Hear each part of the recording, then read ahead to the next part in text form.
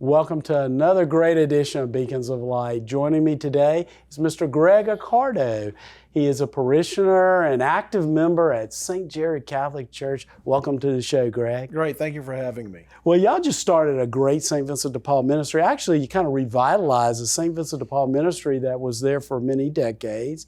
And then for about a decade kind of went away. But you, Father Tat, and some really great members came together. Tell us what you did and why it's important. Well, it's a long story, but I'll make it short. So there was a St. Vincent de Paul ministry at St. Gerard. It went inactive for a long time.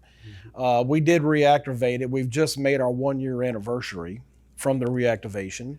So we've had a year. We've actually kind of did a little review of the work that we've done over the year, and it's kind of astounding of, a number of people we've helped, how much money we've actually distributed, our clothes closet, our food pantry, how many people we've affected, in addition to the help that you guys give us with the Tuesday and Thursday meals that we serve there at church. But it's been pretty impactful, and it's made a difference. Yes, and I think of St. Gerard, a native of Baton Rouge and that Plank Road area, that was at one time the place to be. You had so much family, so many, and it's still a great place to be. Just there are more families, neighbors that are in need there. Mm-hmm. And you tell us about your relationship with the parish and why you're back.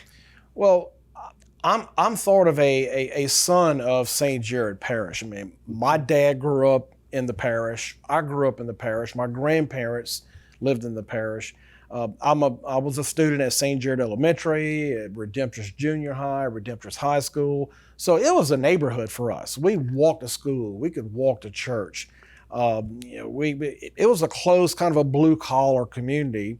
A lot of family businesses in the area. We discussed that earlier. But it did go through a transition. Like a lot of areas and a lot of cities, Baton Rouge is not unique, that people move around and migrate for career opportunities. And you tend to have certain, you have certain areas of the city that tend maybe to suffer. Right. St. Gerard, 70805 has been one of those areas. And there's been some problems that need to be addressed. Luckily for us as parishioners of St. Gerard, we are at kind of at the epicenter, and we get to live out the mission of Catholicism by being involved in the community, reaching out to the neighbors. Sometimes they just come straight to us looking for help. And that was the reason why our friend, Father Tat, said, hey, we need to get the Knights of Columbus, St. Vincent de Paul. Well, the Knights too, right? well, because I am the Grand Knight for the Knights of Columbus. We did start a Knights of Columbus Council. That's right. We're 2 years now. We've had a great council there.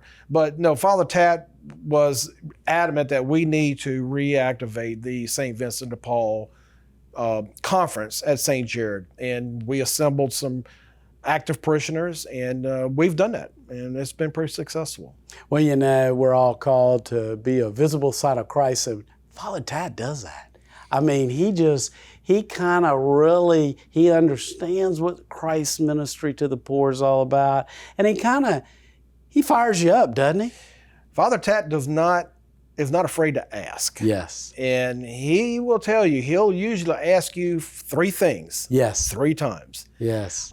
So I would warn anyone who comes in contact with Father Tat, don't be surprised if he calls on you to get involved in the ministry, the faith, but he's very inspirational. I've known Father Tat now for 3 years. Yes. And we've become good friends. Yeah. And he's a spiritual mentor of mine. Yes. But when he asks, you have to say yes. Yes. There's no in the vocabulary, because he's not going to listen to you, number one. So, you're right. So, but he's something. I always tease him. I tell him, I say, Father Tat, if you weren't a priest, you should be a venture capitalist, because you never have problems raising money when you need money for something. Yeah, he does. He raises people and raises them in such a way that everything follows, whether it's their resources, their time, their energy, their gifts from God. He's just an energizing figure. I saw him a couple of weeks ago, and there he was, just energizing the room with us. And I think that as Catholics, we need to hear that call when our clergy call upon us. More than ever now with the shortage of clergy, wouldn't you say? I agree, 100%. You know, Father Tat's one that it's hard to kind of keep up with him and all the wonderful things that he's doing in the parish. And I think from my vantage point, when he was assigned to St. Jared was still there and still doing the wonderful work, but he just added a charisma, something to it that was different. Wouldn't you say, Greg? He brought the energy, and it's an infectious energy, and it's evident. You just come around now and see where the parish was before he arrived. Don't get me wrong, the Redemptorist priests there do heroic work. Oh yeah. But he brought something extra. And it was like a calling for him when he came. He was determined he was going to make a difference, and he has with the school, the church, the neighborhood. I mean, he's had an impact, and it's been tremendous. Well, I'm just happy to be part of it. Yeah, and you know what's so amazing to me is when you're trying to revitalize something like he has done, like you said, the change, because it has been transformational, but it's always his ears were open, his eyes were open, and he didn't just talk about the gospel, he lived it by reaching out to those in need. That's why not only from the standpoint of St. Vincent de Paul being a critical part, ways that he can help students in the school, many of them are children that are living at low wage earner families. And so he, no matter where it is, he's got his eye on it, and he's really wanting all of us to hear that call, don't you think? 100%. And it shows. I mean, look at the amount of confirmations he's done since he's been there, the baptisms. I mean, he's bringing people to the church, and it shows. The numbers are there. I mean, the numbers don't lie. Yeah, and that's what's so very important. No matter what, parish life is an important life. But for me, what I see is his commitment to the surrounding area. And not only does he want to make St. Jared better, but Christ's call to seek and find the forgotten. He's done a marvelous job with that, don't you think, Greg? He has, yes. Yeah, and so from the standpoint of the ministry of St. Vincent de Paul, there's some really wonderful members of our local St. Vincent de Paul there at St. Jared Parish. And when we come back, we'll talk to Greg a little bit about that membership and how they've grown spiritually together to better serve those in need in the St. Jared area. And I think Greg's got a special call to everyone when we come back to, if you've had a relationship with St. Jared Parish or a parish that you've lived in the past, that maybe their need is greater today than maybe it was 4 decades ago, get involved, make a difference, follow Christ in serving those in need. When we come back, we'll talk a little bit more with Greg about the importance of St. Vincent de Paul's ministry.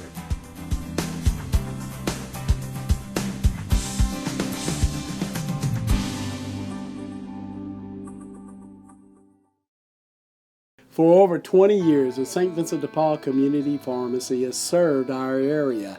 We provide prescription medicines for those who have nowhere to turn for this most basic healthcare need. Please, if you need your medicine or you know a family member that needs their medicine, contact us. Kay, how can they get in touch? 383-7450. Give us a call today and spread the word so that we can ensure no one goes without their prescription medication.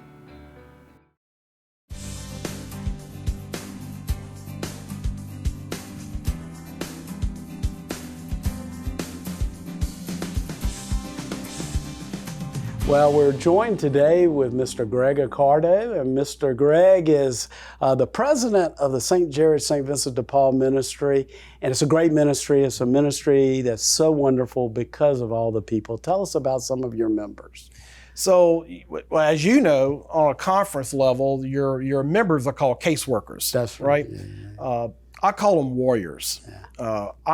Our caseworkers are warriors, and like you said earlier, they're warriors of Christ. Yes. These people are fearless. Yes. I'm just happy to be able to lead them. because they're a great example for all of us. Then we have Mama Cebelle Thomas, who I consider, she's the Mother Teresa of 7805. She is. That woman is unbelievable. Her service to the poor is you can't measure it. It's off the chart. I don't know what we would do without her, Right. And her leadership. But no, our caseworkers, they come from all socioeconomic backgrounds. We've got retirees, we have professionals, we have people who just members of the church who want to come help. But they are hard driving, they're not afraid, and they just take on the work and they do it. Right. And I know that there are a lot of members here in the Diocese of Baton Rouge that were past parishioners of St. Gerard, maybe went to St. Gerard School or Redemptorist High School, have a real close place in their heart. What would your message be to them? You know, we're all called to live our faith as Catholics and really hit the road running. What would your message be to people that are maybe recently retired or they have a little bit of time to give of themselves? How can they get involved with either St. Vincent de Paul or St. Gerard? So just for the record, St. Gerard Magella Parish is not dead. Yes. By far, it's totally opposite. It's vibrant, it's active, it's very much alive. Part of that is because we talked about Father Tat and his leadership. Yes. But the ministries that we've built at St. Gerard are the example. Right. St. Vincent de Paul is just one. Right. There are lots of opportunities to get involved, whether you want to be Knights of Columbus, there's Bible study classes that Father Tat has set up. It's mentoring at St. Gerard Elementary. Father Tat has done a good job of creating the opportunities for people, in addition to alumni calling them back home. Right. So there was, a time where the alumni had thought because the high school had been torn down that there was no more Redemptorists. Well, that's not the case. Right. The mission of the Redemptorists has just narrowed down to the St. Gerard School itself. Right. It's Redemptorist St. Gerard Elementary. Right. If you are a former parishioner and you maybe have moved geographically away, right, come back one Sunday and just visit. Yeah. Just come back and just come see what's going on. Right. If you feel like you're missing a little bit in your faith, right, I promise you, if you come back and get involved in St. Gerard, you will find it. Right. Or it will find you. Yes. When you walk in the door. Right. But we have a lot of opportunities for people to get involved.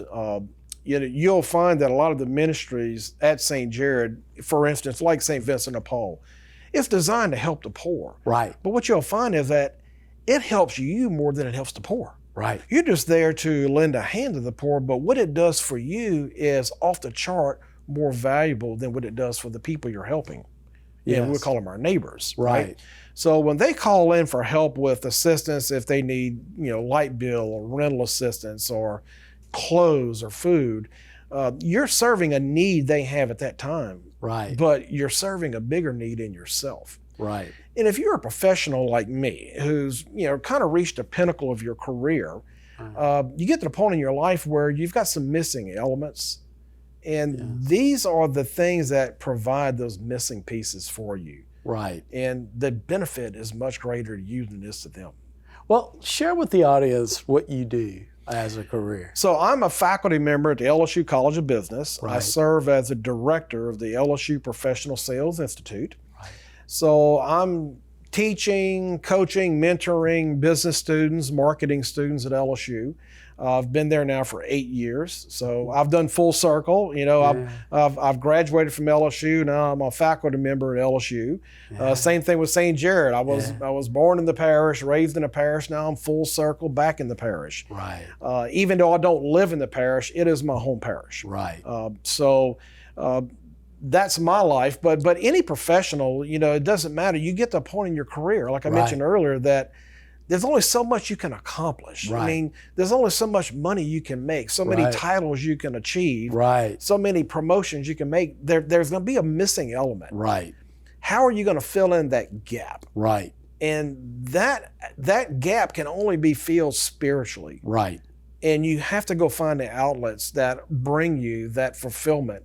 Right. And those are your ministries in your church. Right. Getting involved, realizing that, you know what, as successful as you are, Right. there are people out there who need you Right. in a spiritual way, Right. a helping way, maybe advice, Right. but maybe just help, just filling out an intake form with a neighbor who's 2 or 3 months behind on their rent Right. and because of sickness or other family issues, and they need help before they're getting evicted, and you're able to provide that help. Right. And you provide help by listening, Right. and the monetary help that comes from the direct contributions from the St. Vincent de Paul Conference, Right. in addition to the food and the clothes and the other things that we provide. Right. And you mentioned that emptiness inside that all of us can have. It can only be filled with Christ. And as a Vincentian, a St. Vincent de Paul member, we see the face of Christ in every person we serve. And that's powerful. And when you have members like Sonia Thomas and all of the people that you work with, you know, it's one thing to grow spiritually alone, but when you do it as a group, it's a whole different thing, isn't it, Greg? Well, when you're involved with a St. Vincent de Paul Conference, you will have examples. Yes. Your members of your conference, there will be people who will provide examples for you. Right. I'm fortunate enough, even though I'm the president, Yeah. I'm not the example. I'm just there to help guide the organization. Our workers, our caseworkers, who I call our warriors, Yes. they are the examples for me. No doubt. I understand. I get to watch them and go, I need to be more like them. Yes, I understand that. Because, you know, no matter what you do for someone, our neighbors in need, there's always more you can do. And that's what Christ calls us to do, is to reach out, follow St. Vincent de Paul's example and the picture behind us there, and to try to be good Catholics that make the world a bright spot, right, Greg? Well, absolutely. You know, I heard. I think it was maybe Bishop Barron said one time that when you die and you go to be judged, right, your title you had in your career is not going to matter. How much money you had in your bank account is not going to matter. How many vacation homes you had, not going to matter. Right. What's going to matter was, what did you do? Right. Right. Who did you serve? Did you serve the less fortunate? Right. Did you pour yourself out? Right. And humble yourself? Right. That's what's going to matter. That's it. And we're all called to do just that. And when we continue, we'll talk a little bit about the importance of spiritual growth and how we can all make a difference in the world we live in.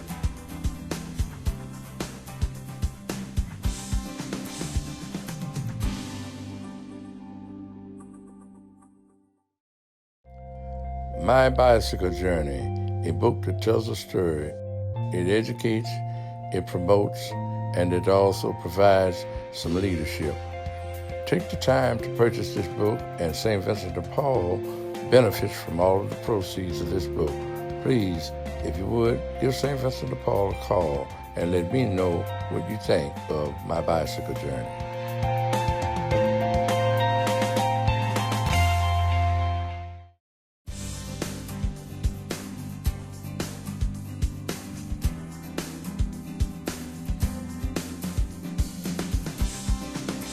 We're all called to bring Christ's light into the world, and I'm here with Mr. Greg Accardo, who is doing just that with his fellow members of the St. Vincent de Paul Ministry in St. Gerard Parish. Greg, you got some great members, don't you? I have outstanding members. Yeah, Warriors. Mr. Richard, Mr. Bossy. Yeah. Talk to us about them a little bit. So I'll name a few. So Gene and Frank Falgout, warriors from the start. They work probably more cases than any of us as a team. They are a retired couple, so they've poured out everything into working these cases. Richard and Mignon Bossy, great team. Richard is our treasurer. David Richard, who actually is our intake coordinator. He answers the phone. He's the guy who takes the messages when people call in to St. Gerard's church office. That's great.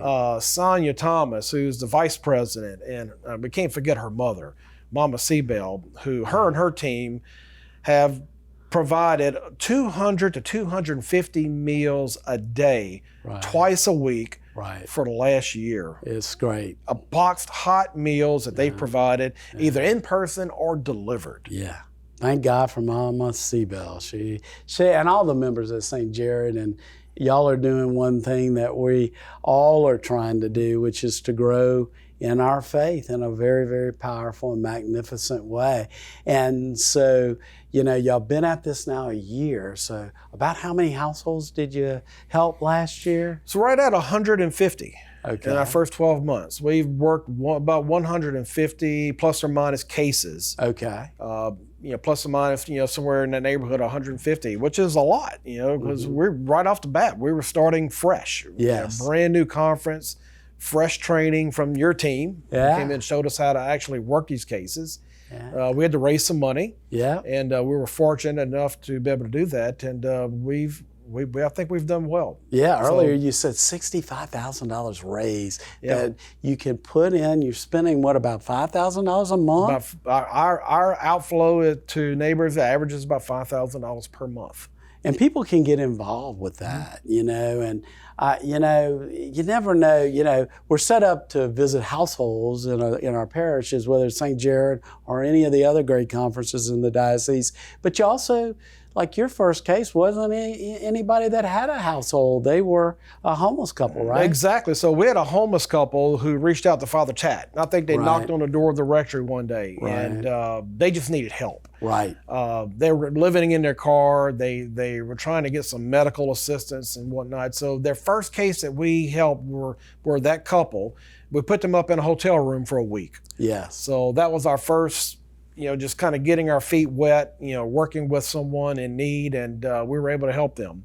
And yeah, God, it's grown. I mean, we've helped, in addition to food and clothes, bedding. You'd be surprised. We all take for granted having a bed to sleep in. Oh, yeah.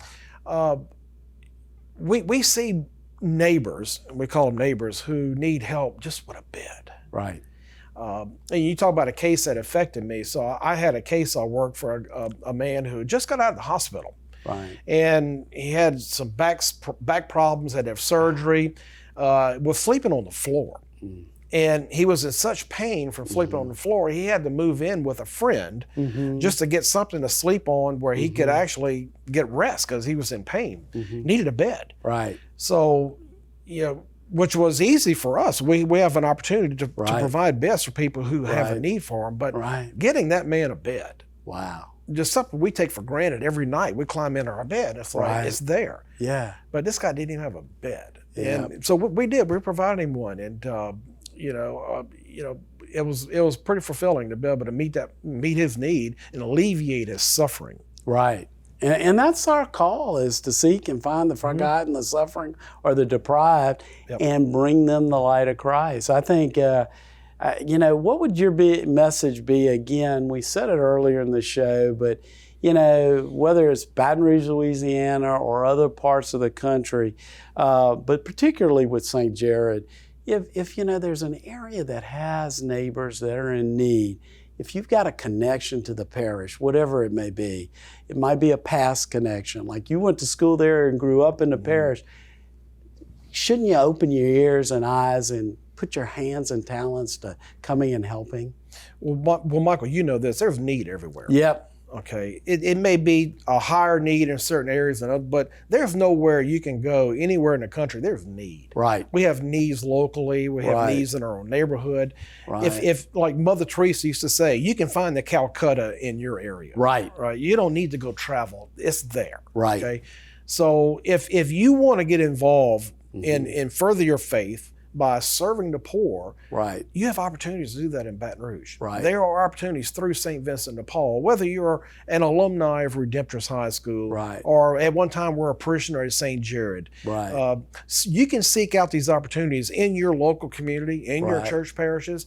If you would like to come back and join our team, we would be glad to have you. Yes. We've got a pretty exciting group of people there, and I promise you it will not be boring, but it'll be a great experience for you. And trust me, you will get more out of this than the people you're serving.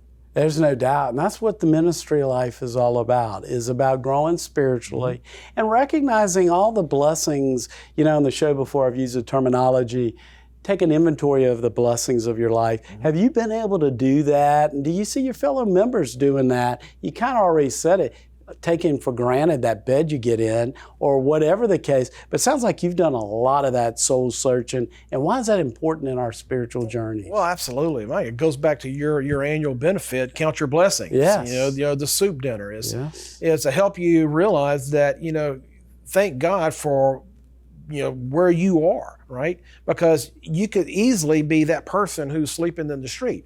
They have circumstances of why they're there. It's hard not to judge. Right. And from my background, it's hard for me not to try to put the businessman's lens on Right. it, where I'm always trying to fix the problem because Right. I come from an MBA background and Right. working in a business school, you're trained to fix the problem. Right. But when you come here, it's a little bit different. Right. You're not there to fix the problem. You're there to Right. serve. Right. Okay? Because sometimes you can't fix the problem. Right. But it's the ministry that calls you Right. to serve. Right. And it's hard to take that fix the problem blinder off Right. and put the serving hat on. Right. And when you reach that point, it opens up a new awareness. Right. And it's trust in the Holy Spirit. It right? is, exactly. You got to turn it over to Him. You got to turn it over to Him because there's some things that you're not humanly able to fix. Right. Okay, but that doesn't mean you're not called to serve. Right. And one thing that Vincentians in the past have told me is that we're not called to, we need to be careful never to judge. We're called to evaluate how we can serve, right? Mm-hmm. And that's our call and our mission at St. Vincent de Paul, wouldn't you say, Greg? I would say that, and it also gives us an opportunity to lead by example. Right. Okay. We can criticize the world around us all day long. I'm always the one who want to do that too. We see homeless people and tent cities and you put your business person hat on again. You go back to that. I know how to fix that problem. Right. Okay. But how can you serve? Right. Okay. Right. How can you humble yourself down to that person's level? Right. And say, big O at me. Yes. Right. Right. I could be in the same situation. I want to serve. Right. Okay. We can still fix the problem. Right. And we can make our community and our city a better place. Right. But we still need to recognize there's need, and we need to come in and help serve the need. No doubt. And in turn, better ourselves and build ourselves more spiritually. And that's a great way to end the segment. Greg, thank you for being on the show. Thank you for your commitment to our community. And thank you for having me. Oh, well, look, you said you look up to a lot of people. I look up to you, and I thank you so much for your ministry. And we hope you heard the call to seek and find the forgotten on today's show. We hope you've enjoyed today's show, and we hope you'll tune in next week. If you're interested in joining our ministry, visit us at svdpbr.org. We'll see you again next week on Beacons of Light.